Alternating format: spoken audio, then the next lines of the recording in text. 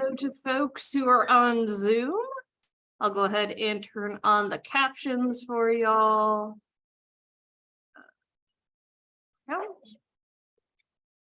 And share screen. I'm gonna just share the whole screen today. I'm trying to get physical media to work again, and we know that's always hilarious here. So we'll see how it goes. It's just not showing up, which is always good.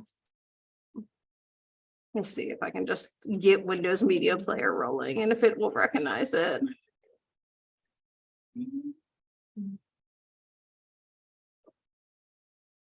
Or maybe this one. This one works sometimes. Sometimes not.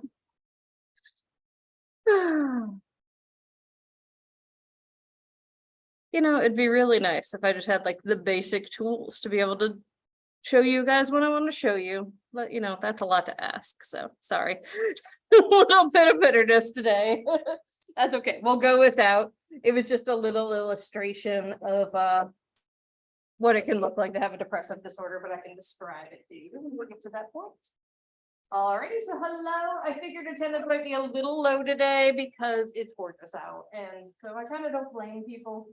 I had, gosh, this person like brings me memories. I had a student when I was teaching when I was in grad school who told me that he would never come to class if it was too nice out, but he also wouldn't come if it was raining or snowing. And so I was like, when do you come? Just like when it's cloudy? So he holds a little dear place in my heart. And the hilarious thing is he was an honor student too. So you know what, whatever works for him. Okay, so one of the things I realized we haven't gotten a chance to talk about as much is the group project, the presentations. I wanted to take a few minutes to talk about that today, because in a week and a half, your ideas / groups are due. So like if you already know who you want to work with, then you can just let me know when you let me know your topics. So in fact, I've had groups just turn in one for the whole group, and that's cool. And then if you don't know, then just turn in topics you're interested in, and I group you essentially. So just a reminder, what you're going to do is cover a disorder we're not covering in class. And even though this is adult psychopathology, that can include the disorders of childhood, because we don't get to those. So we also don't cover sleep disorders, impulse control disorders. So those are things like pyromania, kleptomania. We don't cover disorders of aging like the dementias. So if that's something you're interested in, you can definitely do that. And essentially what you and your group are going to do is put together about a 10 to 15 minute-ish. Let's see if I have a time frame on here. Yeah, 10 to 15 minute. Look at my memory. Presentation, basically teaching your classmates about that disorder. And you can do this a lot of different ways. Most people have just given a PowerPoint, and that works really well. Some people who have way more creativity and like artistic ability than me have made like true life episodes. There was one where they had like one of my students who's in grad school now, like steal somebody else's car for kleptomania, things like that. So this is something that as you're looking at the people around you, be thinking about, are these people I know I want to have a group with? And whether or not you know someone you want to have a group with, be thinking about which of those topics you might be interested in doing. And if you click this link, it might slowly get you to a link of all the DSM-5 disorders. So we are not covering the neurodevelopmental disorders. So anything in this giant list you could use. We cover kind of the stuff in the middle. Also, we don't really talk about the feeding disorders. So if you want to talk about pica or avoidant restrictive food intake disorder, you could do that. Pica is where you eat non-nutritive, non-food items. So people who eat dirt and stuff like that. I don't have it on my list, but we don't cover elimination disorders. We don't cover sleep-wake disorders. So there's a lot of those that you can certainly cover. And then this disruptive impulse control and conduct disorders we don't cover. and then all the neurocognitive disorders as well. So any of those is something you could cover with your group. So it feels like there's not a lot, because a lot of times people be like, but I wanted to do schizophrenia. It's like, I totally get that, but I cover that one, right? So we're good there. And so instead, you could pick something else. I need to not talk while I click. There we go. The other thing I should have left this open for, is to just sort of remind you of due dates coming up, because there are a few. Zoom in so y'all can actually see, hopefully, because I know like the font gets really tiny up there. And so exam 1 is due on Tuesday, but you have till midnight to do it. So, and again, it's open book, open note, there's not a time limit, but just make sure you get it done before then. And then a week from today, in theory, you should have your individual meeting with me by then. I think maybe a third of you have made appointments, so make sure to set that up. And even if you have it, like you schedule your appointment for a little further out, but you have it set up by next Thursday, that's cool. And then, as I mentioned, those topics are due the 28th, so a week and a half from today. Believe it or not, spring break is coming up soon. It's like mind-boggling, stuff flies. So, and I know a lot of you did take I think about half of you maybe took the option to like use the free trial and just knock out all the Launchpad assignments. So as of Monday, those should all be transferred over. And I'll just keep doing that every Monday to keep everybody up to date. Any questions about due dates coming up, projects, life? I mean, I don't know if I can answer all those, but.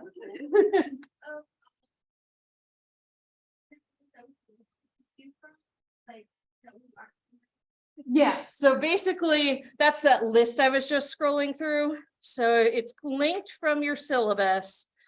And basically, yeah, it's all the disorders, but basically just if it says a category that's a chapter, we're going over it, right? Like we're going over depressive disorders, we're going over anxiety disorders, but we're not doing sleep disorders, things like that. So yeah, that whole DSM like table of contents is there.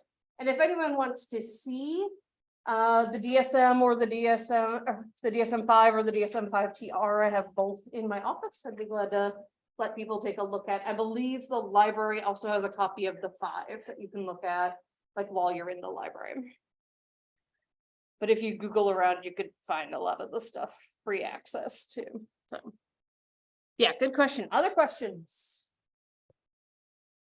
Alrighty, well, as you are working on things, keep doing what you're doing. I know some people have emailed me questions, do that.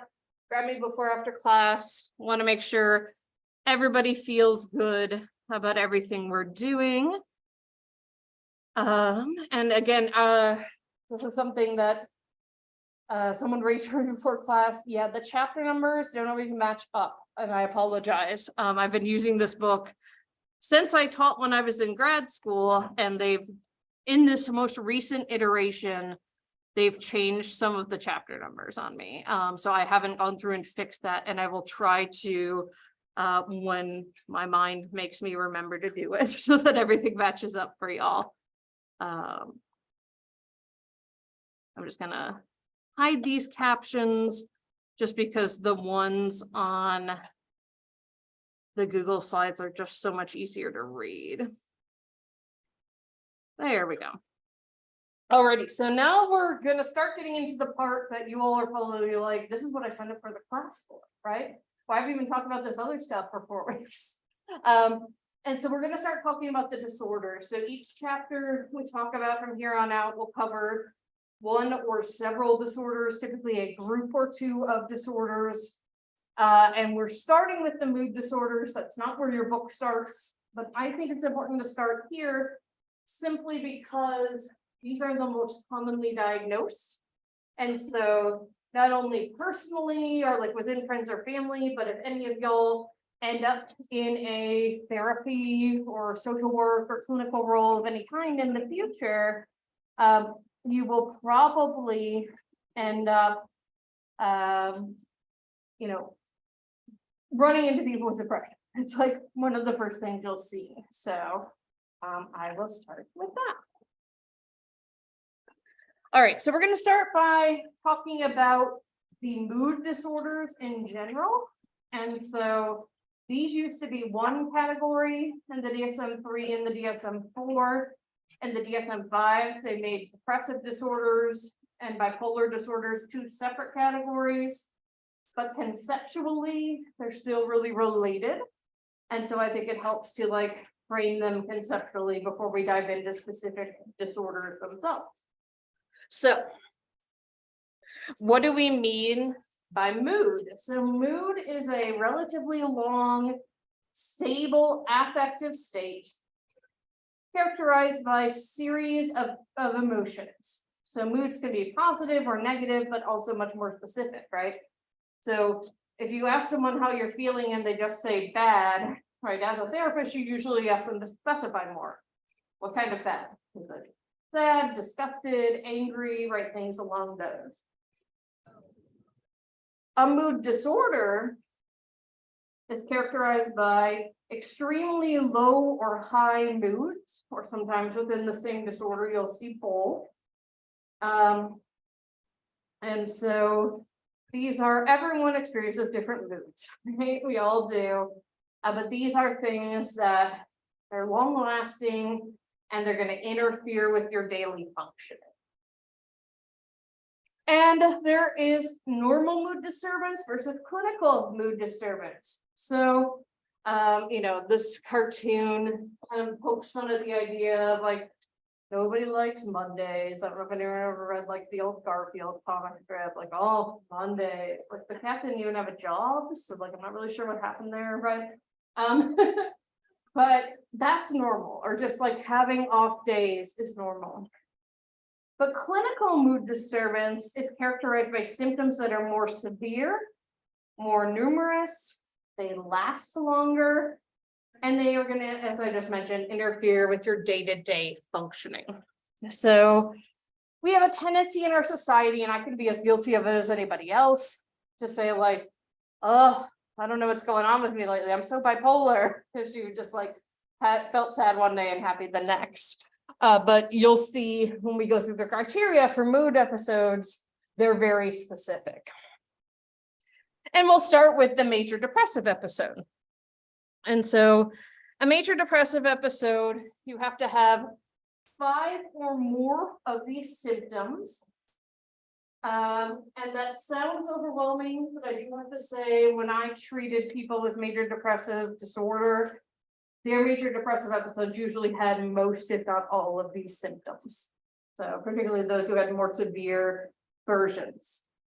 So depression itself is a low, sad state in which life seems dark and its challenges can seem overwhelming.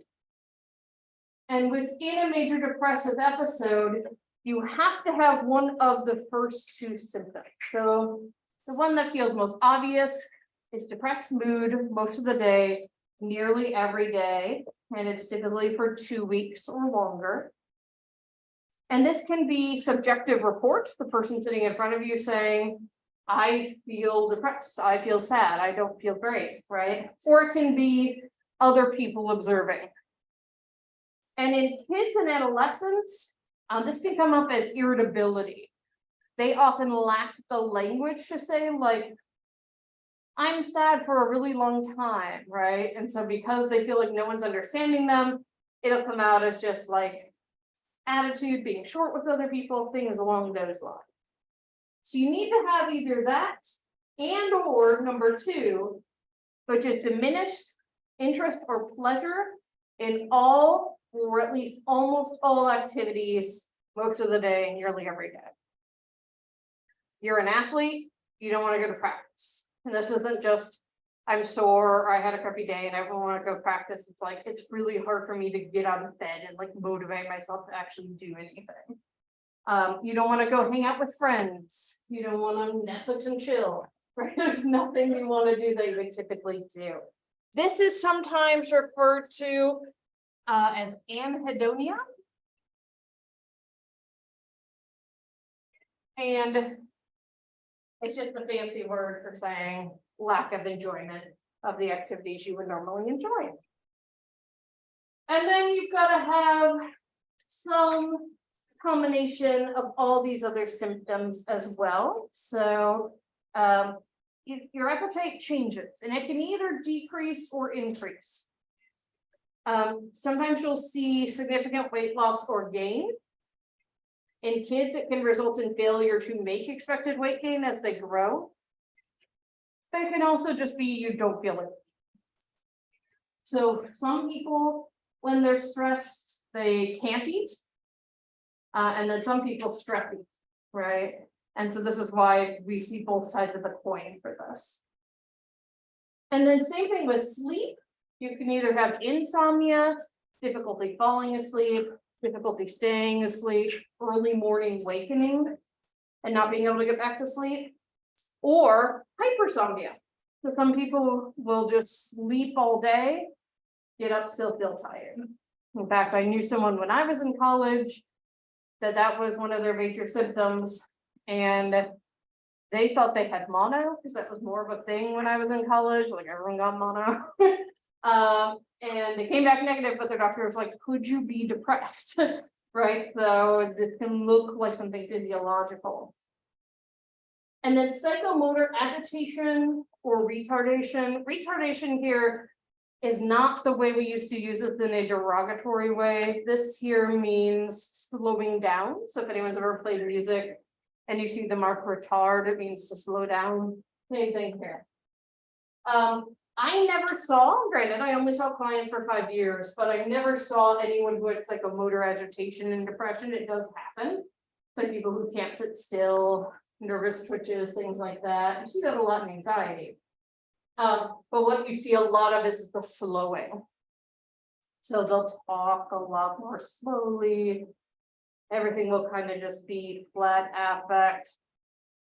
It'll be hard for them to move and express themselves. Sometimes you'll get what they call leaden paralysis, where it feels like your limbs are like encased in concrete and it's really hard to move around.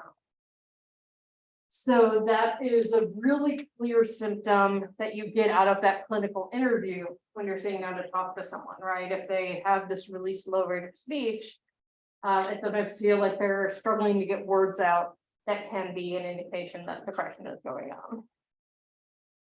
And it used to be that you just had to have subjective feelings of that slowing or that agitation, and now it has to be observable by others.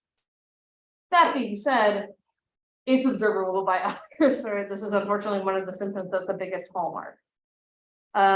Fatigue or loss of energy nearly every day, feeling just tired all the time. Feelings of worthlessness or excessive or inappropriate guilt nearly every day. And the guilt may be delusional. It may be like, I'm responsible for an event that I had nothing to do with. And diminished ability to think or concentrate or indecisiveness nearly every day. And so this can look like a learning disability, ADHD. And so some people get misdiagnosed, but in fact, it's just like depression is slowing you down. Your thoughts are like really focused on the negative. And so it's hard to focus. And then the most severe symptom are recurrent thoughts of death, suicidal ideation, or suicide attempt, or a specific suicidal plan. And we'll talk, we have a whole chapter about suicide that we will cover.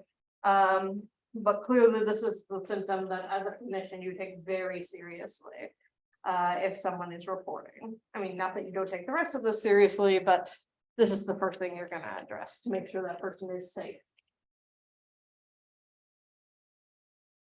There we go. All right, so mania. Mania is the opposite of depression. It's a state of breathless euphoria, or at least frenzied energy, in which people may have an exaggerated belief that the world is theirs for the taking. A manic episode is a distinct period of change in mood. So it can't just be this is normally a happy-go-lucky person, right? So it's persistently elevated, expansive, or irritable mood, and also persistently increased goal-directed activity or energy. And so this is like Energizer Bunny. They just keep going and going. It feels like they don't slow down. I had a friend in college. I feel like today's like my friend in college day. A friend in college who was bipolar, and she would describe just like staying up all night on eBay, and feel like she didn't need to sleep when she was in a manic episode. And now these have to last at least a week, or if they're so severe that you need to be hospitalized to protect yourself or other people around you, it doesn't matter if it hasn't been a week, you can get diagnosed with a manic episode. And so you need 3 or more of the following symptoms. If it's irritable, instead of expansive or elevated mood, you need 4 of them, but again, like depression, you often have more than what you need. So inflated self-esteem or a sense of grandiosity. I'm on top of the world, nothing can hurt me. And in some people, certainly not all, but in some rare people with bipolar disorder, this can also border on delusional. Like to the point that you're like, not only am I untouchable, but I'm Napoleon Bonaparte, right? Something along those lines. A decreased need for sleep, being more talkative than usual, or they'll describe it as like a pressure to just keep talking. They have flight of ideas or the subjective experience of their thoughts racing. They're very distractible, and this can either be they self-report or other people observe it. They'll have an increase in goal-directed activity, and this can be socially at work or school, or it can also be sexually. Or that psychomotor agitation is much more common in a manic episode than a depressive episode. And then excessive involvement in activities that have the potential for painful consequences. Now, this doesn't always mean physical pain, but it can be things that are going to cause you like emotional, financial pain down the road. So going on buying sprees, like my friend on eBay, sexual indiscretions. Again, because of this grandiosity, oftentimes they won't engage in safe sex practices. Foolish business investments, like you know nothing about Bitcoin and just throwing all your money into it, right? Something like that.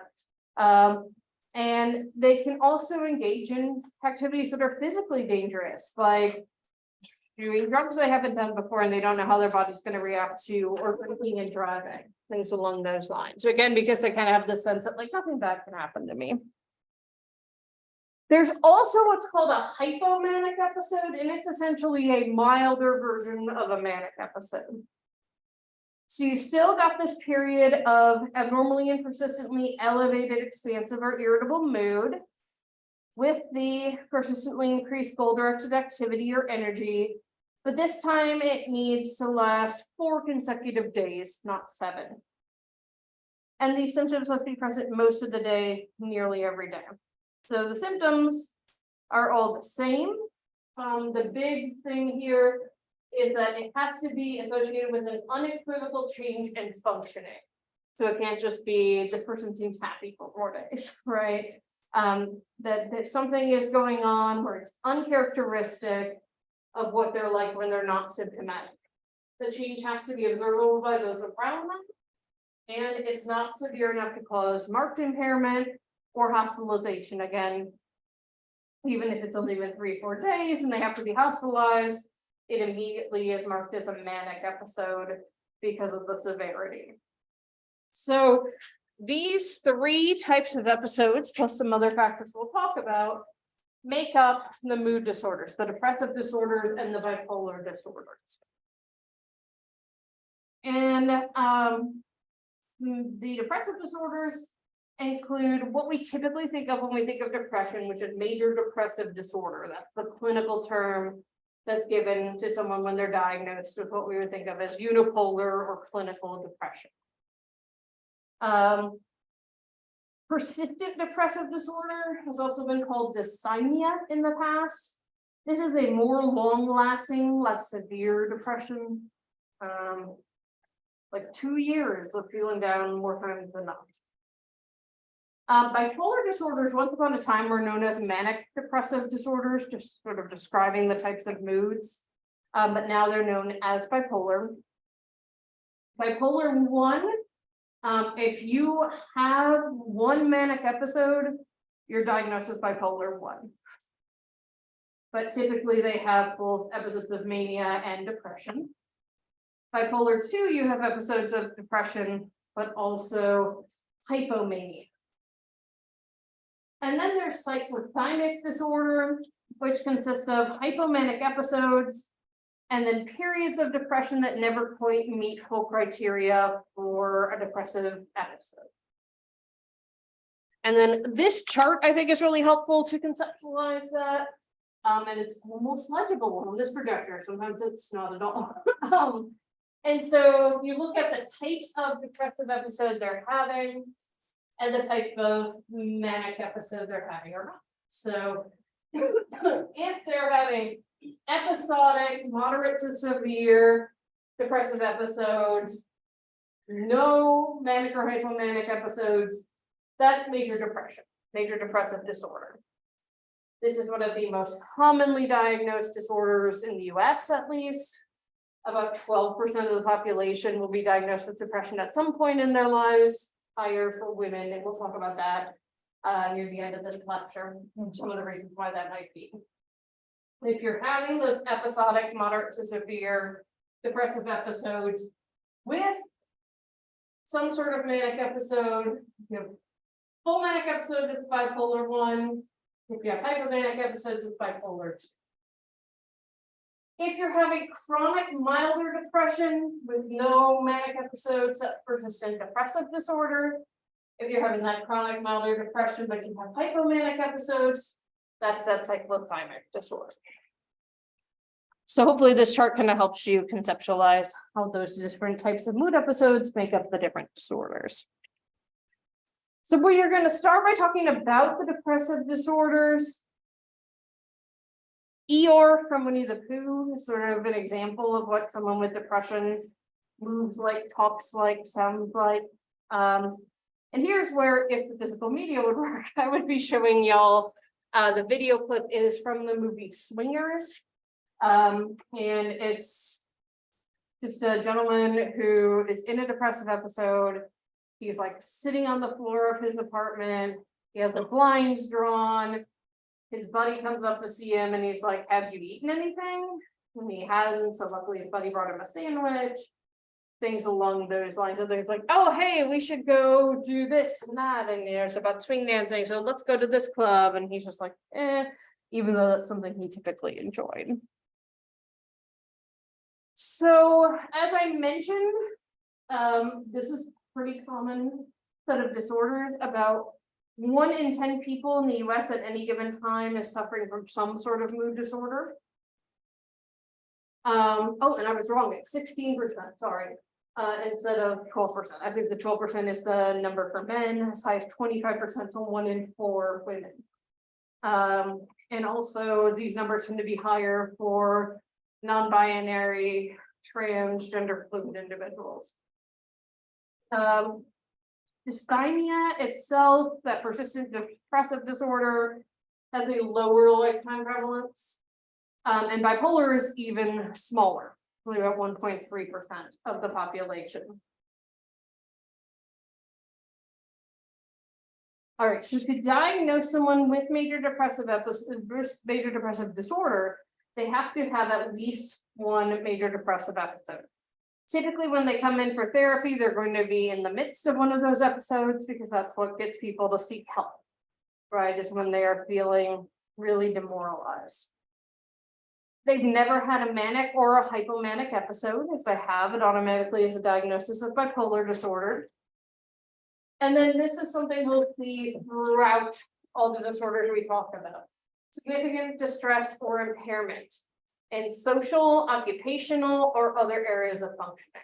So people who are depressed sometimes will miss work or school, or they feel like they can't get their work done. They'll sleep all the time, they'll avoid social settings, or if they go, they just aren't enjoying them. things like that. Now, persistent depressive disorder, this is that lower levels of depression, but it's still gonna affect you. So it's depressed mood most of the day, more days than not, for at least 2 years. It's a really long time to feel this way, right? But because it's lower grade, a lot of people just don't seek help for it. They have to have 2 or more of these symptoms, poor appetite or overeating, insomnia or hypersomnia, low energy, fatigue, low self-esteem, poor concentration or difficulty making decisions. Decision making can feel like overwhelming to them, and feelings of hopelessness. They've never been without symptoms for a period of 2 months or longer during that 2 years. And again, they've never had a manic or a hypomanic episode, and it's going to cause significant distress or impairment. And so oftentimes for these folks, it's some other like life event that brings them in. Like one of the folks I saw with PDD came in because she and her husband were going through a divorce. And actually, so Augusta, where I did my internship, is right across the river from South Carolina. So she came over from South Carolina. And in South Carolina, at that time, at least, I haven't checked it lately, but the law was you had to be separated for a year before you could like get a divorce. So they had to like stay married to each other. And I know other states have similar policies. And so like that is what essentially drove her to come in. She had this PDD, I want to say for like 2.5, 3 years, but it was the sort of life event that got her to finally seek treatment.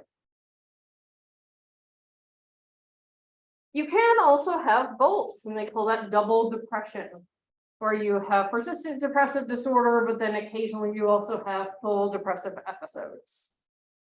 So this PDD will often develop first, and it's unfortunately common, and it's associated with the more severe psychopathology. This just makes intuitive sense, right? If you're already at a low baseline of depression from your PDD, in order to meet criteria for a depressive episode, it's got to be a marked change from that. And it's associated, unfortunately, with a problematic future course, which is a fancy way of saying treatments don't always work well for them, whether that's medication, therapy, what have you. All right, so now we're going to talk more, there are these like criteria for depression, but they don't really capture all the symptoms, all the experiences of what it's actually like to be someone struggling with a depressive disorder. So we're going to talk about these different areas of symptoms for these disorders. So depressed mood, we already talked about. This is feeling gloomy, despondent, dejected. They will just dislike themselves. They'll have a loss of pleasure in things that they normally enjoyed. Loss of mirth experience. So really interestingly, so just like, again, beyond just not enjoying things, it's like, it's hard for them to laugh. It's hard for them to like engage with things like that. This low positive emotionality is actually coming to be shown to be one of the things that's more predictive of more severe depression. It's also really interestingly, when we talked about the MMPI and how they like redid the scales to make them more clean, low positive emotionality is actually what came out of the clinical scale that measures depression when they pulled the demoralization out of it. So that's actually what that scale is called now. Feeling miserable, sometimes they'll describe feeling empty or just like humiliated. And oftentimes it's not other people in their lives are making fun of them or anything like that. It's just they don't like feeling this way. They feel like they should be doing more. You can also see this manifest in anger, anxiety, agitation, irritability. And sometimes they'll just have crying spells. And I already mentioned emptiness, right? But just like describing feeling hollow inside. Now, motivational symptoms, this is one of the places where depression becomes most incapacitating. is it interferes with your motivation. And so they'll call this paralysis of the will. You won't have a drive to get things done, like you all obviously do, because you're here in class on a lovely day, right? So you have some sort of intrinsic drive or maybe extrinsic. That's like, I need to go to class, I need to learn. They'll have a lack of a desire to pursue their usual activities. They'll have to force themselves to do everyday things. I mentioned previously my client who had bipolar disorder, and when she was in a depressive episode, she would have to force herself to shower. Like just the idea of showering was overwhelming to her. Helplessness and hopelessness, and these are things that can scare us sometimes. Because these can be indicators of underlying suicidal ideation sometimes. Wishes for escape. So sometimes you'll see this in things that like seem pretty innocuous, like binging lots of TV, but doing it to the point where like they're not getting anything else done. But it can also be very harmful behaviors. Again, going with alcohol, drugs to like deaden things, self-medicate basically. Binge eating and purging. Sometimes you'll see people self-harm, cutting themselves, burning themselves, things along those lines. And then sometimes people will just sleep as a way to cope or not cope, right? Increased wishes for dependency. So just feeling like they really need the people around them to always be around them. And of course, sort of ironically, this can drive people away because they become too clingy. And then desire for death, suicidality. So again, we'll talk about this more in a few lectures, but then more than a quarter of people with depression, actually to change the language, I don't really like the language depressive, attempt suicide, and then 6 to 15% die by suicide. So maybe I'll just say those diagnosed.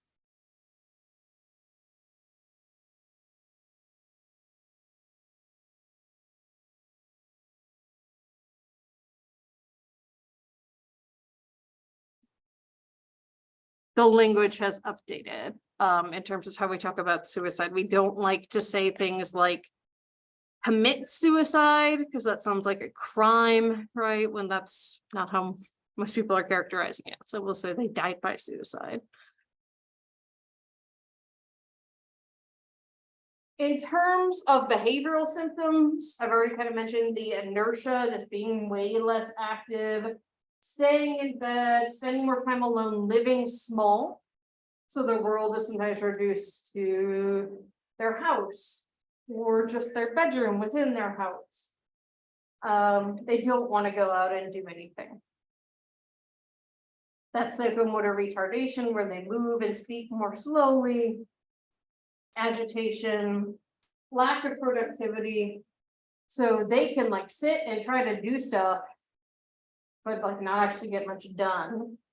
And then quietness. So this is obviously most notable in people who are more extroverted, but they just become someone who you don't hear from a lot, essentially. Cognitive symptoms, and again, this is where we target within therapy. We'll talk about that next week. But it can also be where we can misdiagnose as like, is this an attention problem? So negative self-image is one of the hallmarks. They feel like they're inadequate, undesirable, they're inferior to everybody else. Sometimes they'll even think they're evil. They'll have pessimism, really negative expectations. They'll blame themselves for anything that goes wrong, even if it's clearly not their fault. But they also won't credit themselves for any positive achievements, right? So let's say this person failed one quiz, they'll be like, oh, of course I did. I'm such a horrible person. I don't study. And they pass a test and they're like, I just got lucky, right? They won't take credit for anything.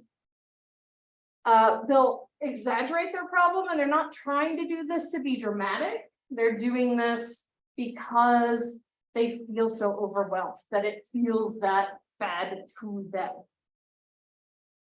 They'll be really indecisive, really hard for them to make decisions. And then these cognitive symptoms are sometimes called pseudo dementia, where they'll feel confused, they'll have trouble remembering things that are usually easy for them to remember. They'll be really easily distracted and unable to solve the smallest problem when typically they can handle it without an issue. And so in older adults in particular, we have to really be careful looking at the symptoms to make sure that someone we think might be developing dementia is not struggling instead with depression. I don't want to say just struggling with depression because it can be almost as overwhelming.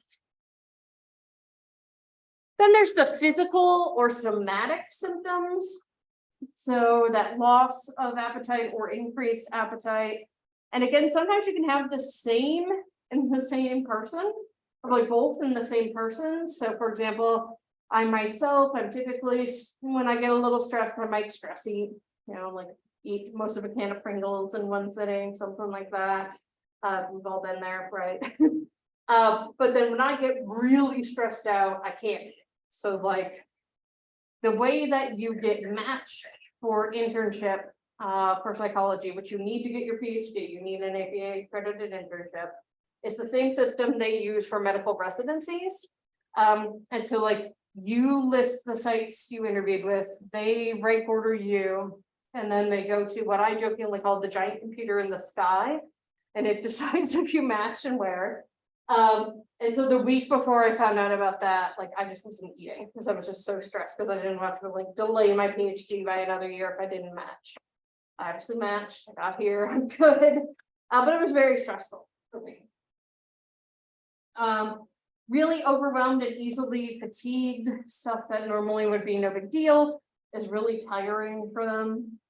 Loss of libido, they just don't feel like engaging in sex at all. You can imagine, particularly if they've had an active sex life with one partner, this can lead to relationship issues, which just confound everything. Sleeping too much, sleeping too little, and then we'll see somatic things. So what will happen sometimes is that the stress, the depression will manifest itself in physical ways.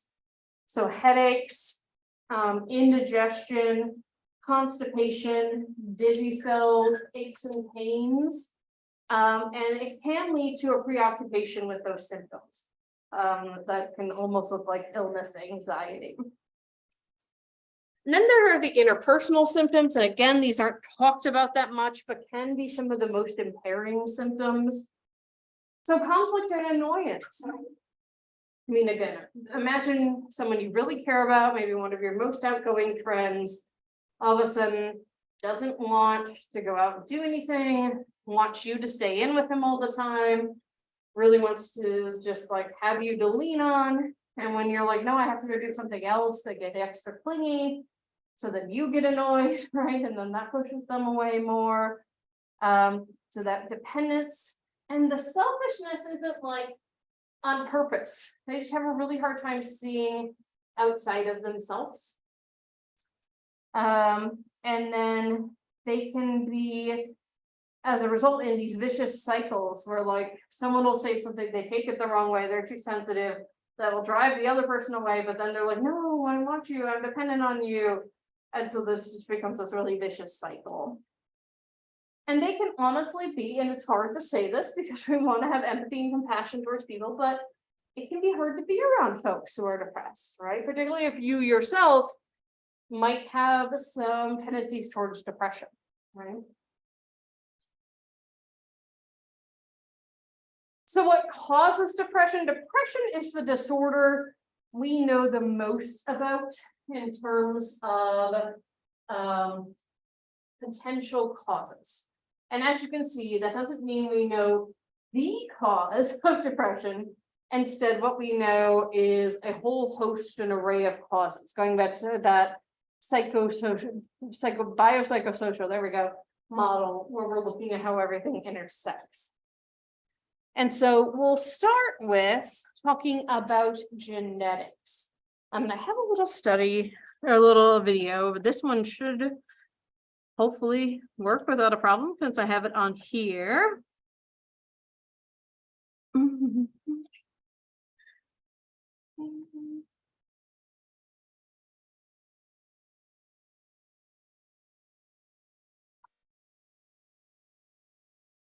Oh, that's right. It is actually from the models one. There we go.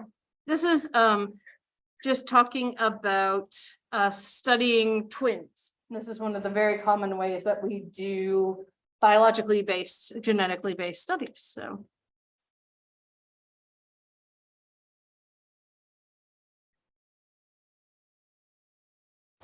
they're just bickering with each other. Will you stop? Still, both agree fire is a far worthier opponent. Fire is probably the fiercest and most unpredictable force in nature. And firefighting is the love of their lives. What's a rush? It's the adrenaline's natural. It's an adrenaline rush. It's a high. What makes Jerry and Mark unique, though, is not what they do, but that both chose to do it. We made Ripley's, believe it or not. Mark and Jerry are identical twins, Cut that out. separated at birth Live 16 miles apart, 65 miles apart. and adopted by two different families. Never even meeting them before. Our lives were the same. Our We wake Sunday up. morning regime was the same.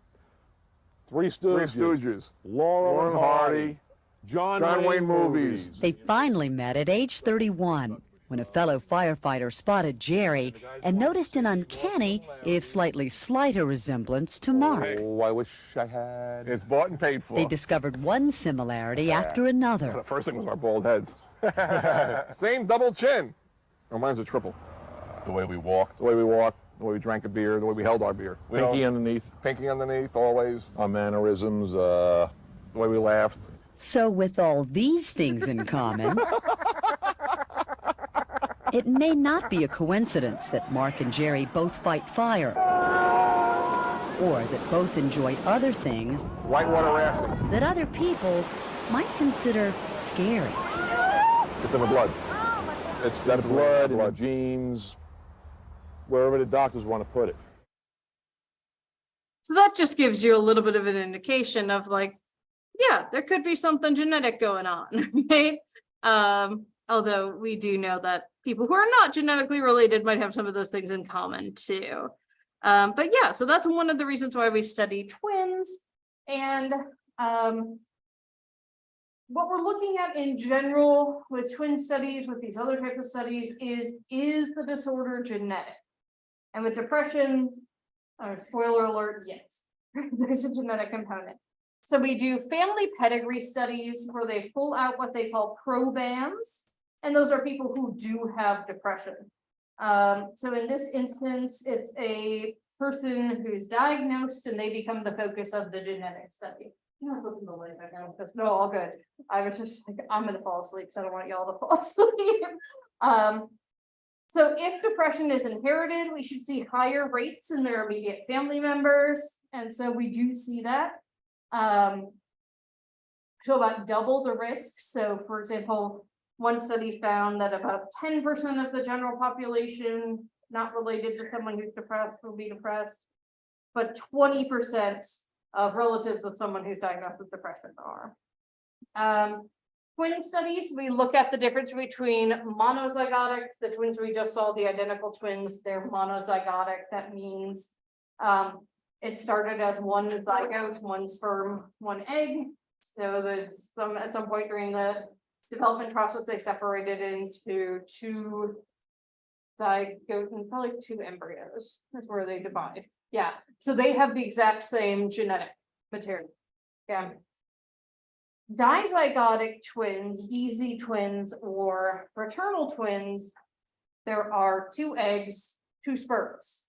So they are no more genetically similar than any other siblings. What they have in common that other siblings don't have, though, obviously, is being in utero together, being raised in the same environment, generally at the same time. Clearly, these guys showed something a little different. So what we tend to find is that if you look at monozygotic identical twins and one of them has depression, about 40 to 45% of the time, we see they both have depression. Well, that's not 100, right? So there's clearly other factors going on too. Dizygotic twins, it's more like 11 to 20%, so closer to sort of other family members.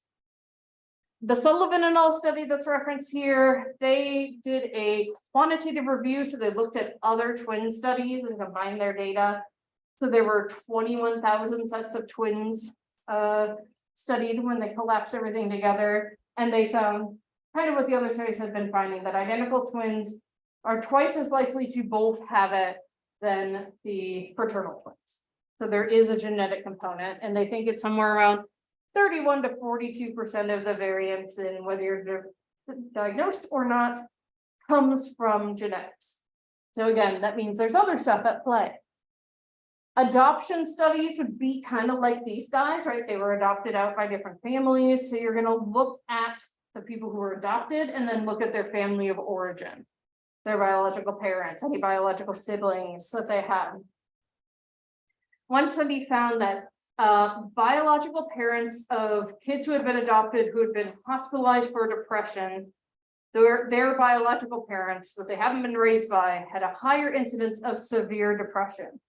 Then did the parents of a control group who wasn't depressed, and then the parents of non-depressed adoptees. So it wasn't just like giving your kid up for adoption made you depressed. Another study found that depression occurred about 7 times more often in the biological relatives of severely depressed adoptees than in the biological relatives of non-depressed control adoptees. And one thing I don't have in my notes here, but is that we typically see higher rates with your family of origin than with your adopted family, right? So it's not environmental totally.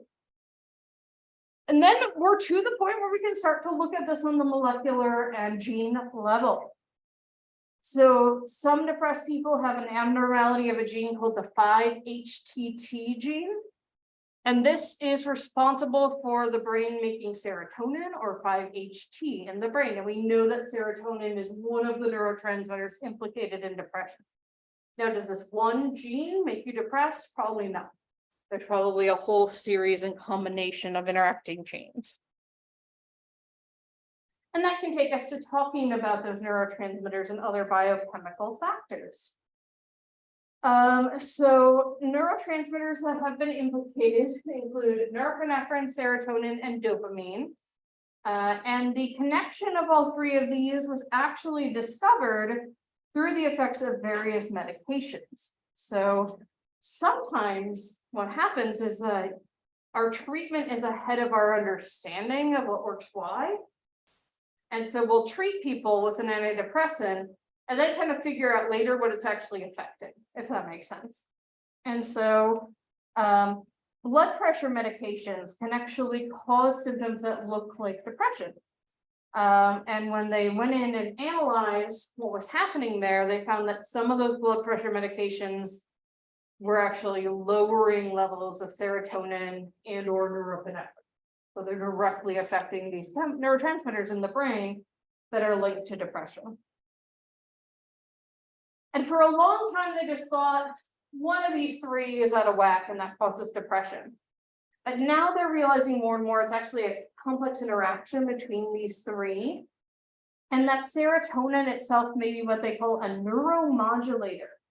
But that basically serotonin's function may be to control other neurotransmitters.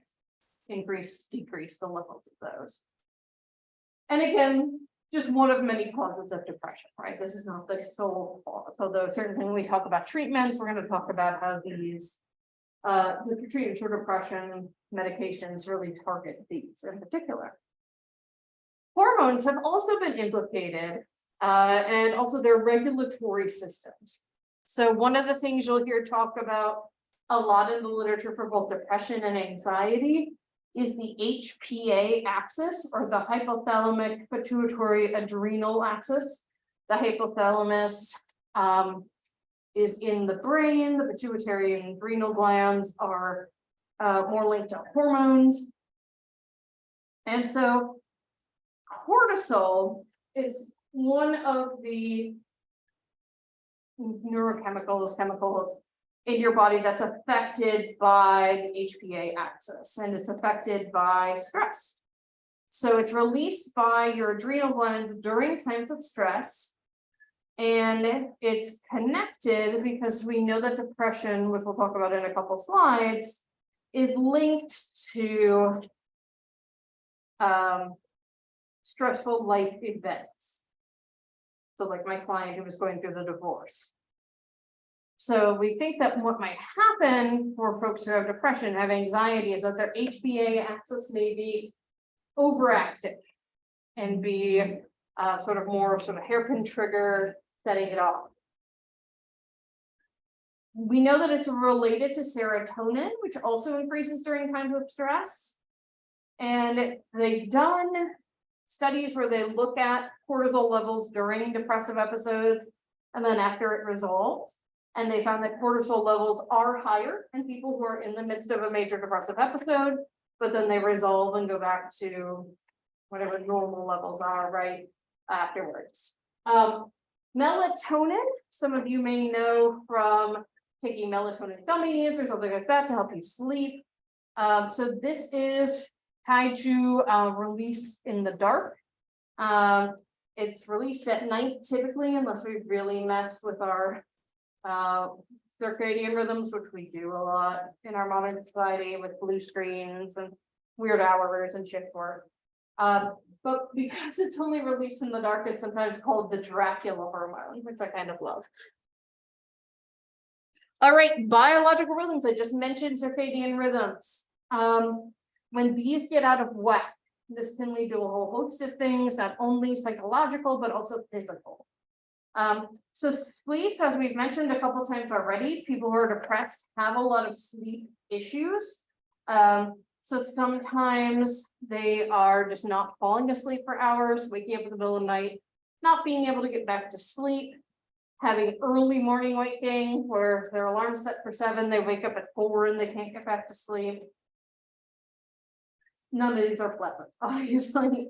And EEG research, that brainwave research, has shown that depressed patients enter rapid eye movement sleep, which is the part of sleep where we do the most dreaming, earlier in the sleep cycle than do non-depressed patients, or non-depressed people, I guess, at that point they wouldn't be patients.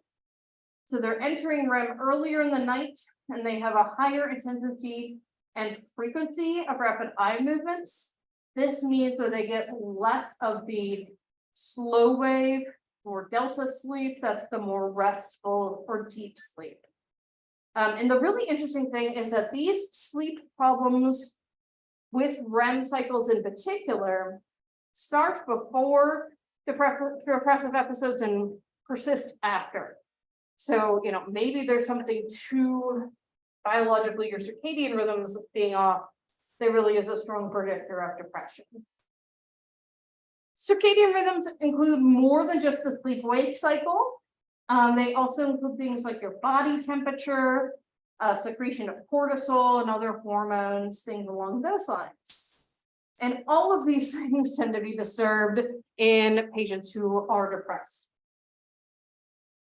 And it could be that the size or the magnitude of these rhythms are blunted, or it could be that they become desynchronized, so they're not kind of matching up with the cycles of the day. We also know about sunlight and seasons. And so you'll hear people talk about SAD, seasonal affective disorder. Technically in the DSM, this is a specifier of depression, but it's a thing, right? It clearly exists. And so this is where people respond to the total quantity of available light in the environment and experience more depressive symptoms during the times of the year where there's less light available. Just because of the way our Earth rotates and the seasons, seasonal affective disorder is less common in locations closer to the equator because they get more light. This, as I mentioned, this is a thing. So I had a friend in grad school who was from the Philippines and came to Ohio to do her grad school work. And she is a well-functioning person. She is now a neuropsychologist. She had to actually get one of the therapy lights for herself because she developed seasonal depression as a result of the lack of available lights and not being used to that sort of light cycle. And so this certainly can play a role. And this picture down here is actually kiddos in Alaska with their teacher being exposed to one of these lights during the winter time. So if you're not familiar, near the poles, there are whole days and nights where there's no light, like the sun just doesn't rise based on the way the earth turns. And then the opposite in the summer, where you'll just go days without any night. Melatonin, that Dracula hormone, is also going to play a role here.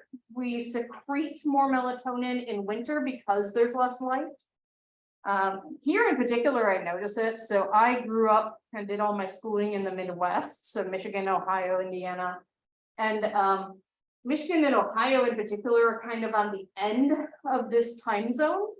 And so they're in the same time zone we're in, but in the summer, because of just how the shift takes place, it can stay light until like almost 10 o'clock at night. Right, so when I moved here, and it's like 8 is the latest, or maybe 8:30, right? It's really distinct. And so I have a big change that I feel like, even though I've lived here 13 years now, I still haven't gotten used to, is like how dark it gets, how early in the winter here, like 4:30 or something like that. That has taken me a bit to be used to, not to the point that I have this sort of seasonal depression, but certainly just like, why is it so dark? Things along those lines. Melatonin causes people to slow down. They have less energy, they need more rest. And in fact, melatonin is the same hormone that causes hibernation in animals that hibernate during the winter. Obviously, they secrete it in much higher levels, right? But that's why you might feel especially draggy or sleepy in the winter. People who do get diagnosed with seasonal affective disorder show weaker 24-hour circadian rhythms. They also are more likely to show increased appetite and hypersomnia, sleeping more than usual, rather than the opposite. And again, you can kind of see where like the Dracula hormone would come into place with that, right? Melatonin. And you treat it with this phototherapy that we've mentioned. Ooh, looks like I might have a question here. Taking vitamin C can help that. That's a good question. I haven't heard that. I know that like from sunlight you get vitamin D, so I could see that helping. But vitamin C helps your immune system in general, so it might help to regulate things for that reason. That's a really good question, Oliver. It's worth a good Google for sure. And obviously, if any of you are struggling with any of these things, consult your medical professionals, whether they be mental health or physical health, prior to beginning any sort of treatment. Right? So as I mentioned, the phototherapy works really well. And so it's just the light you put on your desk typically if you're someone who's working, and just leave it on for a few hours. It sort of simulates that feeling of being in the sun. People will also like do things like bundle up and walk outside, or this is a reason why a lot of people from the Midwest and the Northeast will become snowbirds when they're able to, and they'll go and spend like 4 to 6 months in Florida during the winter to avoid some of these things. Highly recommend, by the way. I think his handle is OMG, it's Wix. But he's this guy who like is always making fun of Florida stuff, and Dr. Jackson is from Florida and like says it's accurate. So but he's always talking about like the non-Florida drivers trying to drive around in Florida. Alrighty, so in addition to these biological things, we know that things in our lives are also going to affect whether or not we end up depressed, right? And so stressful life events are a big part of this. And in particular for depression, it really does seem like the diathesis stress model comes into play, where like you might have the genetic propensity for depression, but unless there's a stressful event, it might never come out. So these can include things like death of a loved one, threats to important relationships or to your job. So you lose your job or there's a threat of losing your job. Any kind of serious health problems, diagnoses of cancer, things along those lines. And then independent versus dependent life events become an issue here. So independent life events are those that are independent of anything the person does. It's independent of their behavior, independent of their personality. This would be because you lose your job, but it's because the whole company shut down. Or you lose your house because of a hurricane. If you are looking at dependent life events, these are things that are at least partially generated by the person themselves. So people who have poor interpersonal problem solving abilities, are going to have more relationship issues. And if you have poor problem solving abilities in general, you might not keep up with your bills or keep your job. Chronic stress has also been shown to be a part of this, again, maybe not surprisingly. And chronic stress is just things like being the victim of any kind of discrimination, living in poverty, living in constant financial stress, things along those lines. So this is less clear, but it's certainly related to increased risk of being diagnosed with depression, but also of what they call maintenance of depression lasting longer. Of course, not everyone who experiences stressful life events will develop depression. And so it seems like certain life events are more likely to trigger depressive symptoms. And those are life events associated with feelings of humiliation, entrapment, or defeat. So finding out your significant other cheated on you, or being unable to get out of bad housing or an abusive relationship, things along those lines.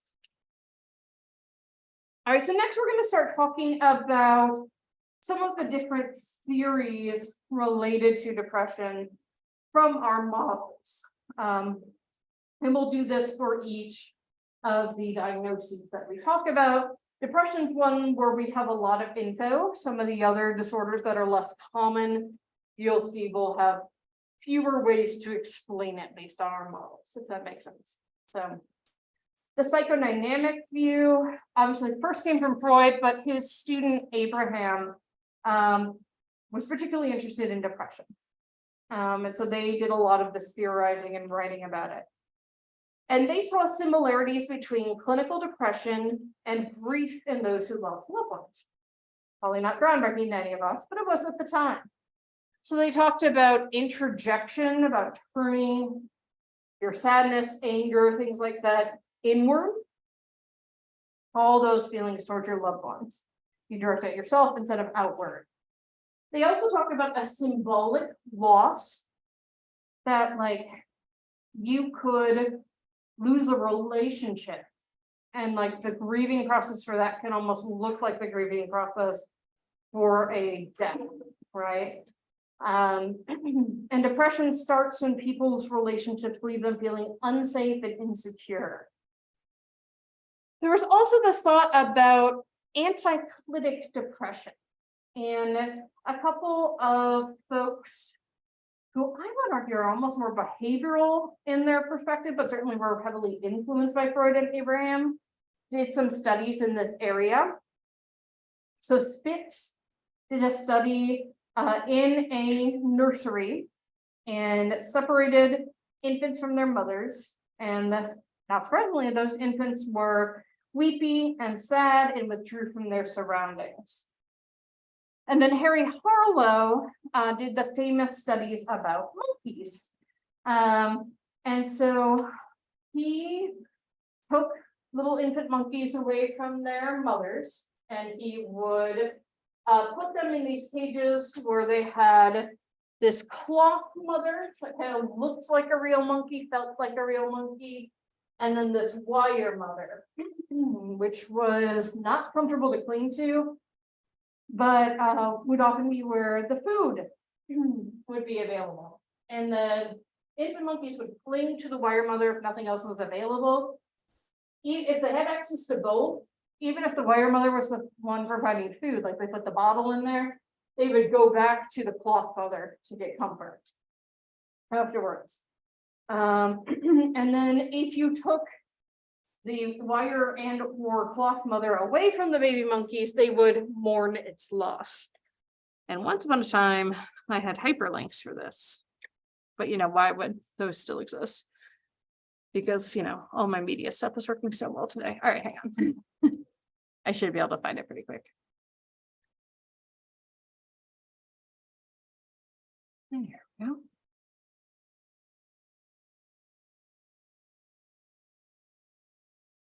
Find this. Let me show you a monkey raised on a nursing wire mother. Now here are 106's two mothers. As you can see, it was weaned on a wire mother. Here's baby 106. Watch. He's going to the wire mother. It's got to eat to live.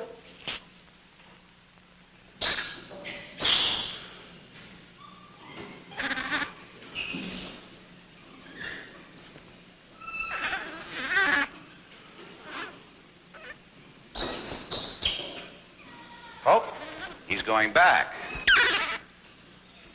He's back on the cloth mother, and he'll stay on the cloth mother. Actually, this baby spends from 17 to 18 hours a day on the cloth mother and less than 1 hour a day on the wire mother. We had predicted that the variable of contact comfort would be a variable of measurable importance, but we were unprepared to find that it completely overwhelmed and overshadowed all other variables, including those of nursing. Frankly, Doctor, if it comes to a choice between wire and cloth, it's reasonable to expect that any child will go to the cloth. It's a matter of creature comfort, like a baby with its blanket. But is this really love? Well, what do you mean by saying that a baby loves its mother? Certainly one thing we mean is that it gets a great feeling of security in the presence of the mother. Now, Mr. Collingwood, wouldn't you say that if you frightened a baby, that it went running to its mother, was comforted, and then all the fear disappeared and was replaced by a complete sense of security that that baby loved its mother? Now, He's just gonna keep talking, but that gives you an indication of what some of this looked like. I'm gonna just, you know, actually put the hyperlink in where it's supposed to be. You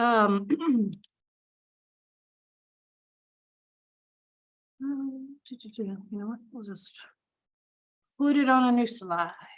Nope.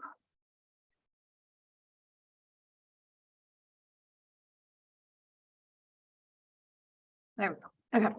So it's showing that we do want comfort and we will seek it out. Even if it's not readily available to us, and that when that's gone, we will mourn it. Obviously, there are limitations to this perspective. Findings tend to be inconsistent or not support this theory at all. So losses and inadequate parenting are occasionally related, but not necessarily typically. Less than 10% of people who experience major losses become depressed. And some aspects of the theory, like all of Freud's theories, are impossible to test, which makes it even more challenging. And the thing I'll end on for you all today, so you understand how cheesy psychologists can be, is that when I was in grad school, my professors had a band, and they played some rock music and whatnot. And they actually called their band Wire Mother, because they're cheesy. Alrighty, everybody have a good weekend. Folks on Zoom, hang on for just one sec so I can check you off, because I think a couple of people joined later.